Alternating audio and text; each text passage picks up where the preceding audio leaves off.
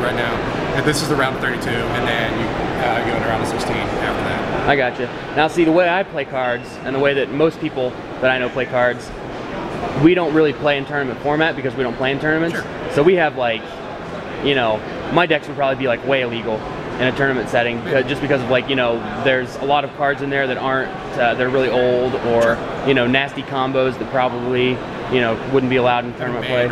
Yeah, exactly. Like, do you also have decks that are like that, or just do you mainly stick to tournament decks, or? I mainly stick to tournament decks, but there's a format right now we call Elder Dragon Highlander, or EDH for short, where you play with a 100-card deck. All the cards have to be unique, and you have a legendary creature list in general. It's actually been, the judges talk about it a lot. It's a fun format, but we've kind of lost out of favor because I'm trying to, like, you know, like if you kind of have to mortgage your house to go buy other things when it comes to Magic. If you want to keep up with the latest tech, the new sets come out every 3 months now, and when you have real life and stuff like that, it's kind of hard to keep up with the game. Right. And the next set that's coming out should be coming out pretty soon, right? Yeah, it comes out in July. It's July 16th or so. It's called, it'll be M11, which is the new core set. And then in October, the new block called Scars of Mirrodin starts. Yeah, it's going back to Mirrodin, I heard that.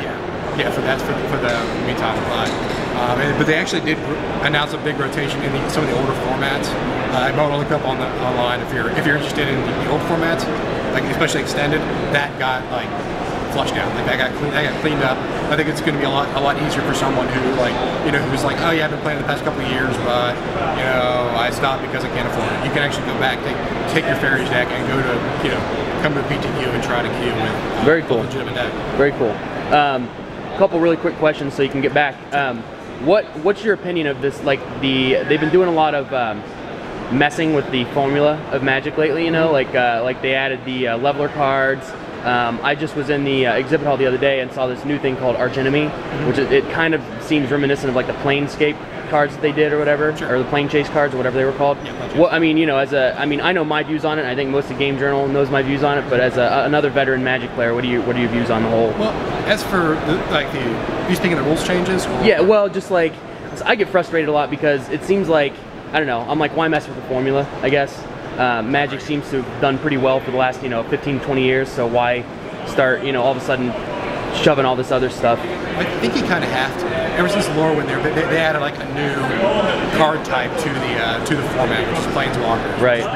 Which has really had a huge effect on the metagame and even casual tables.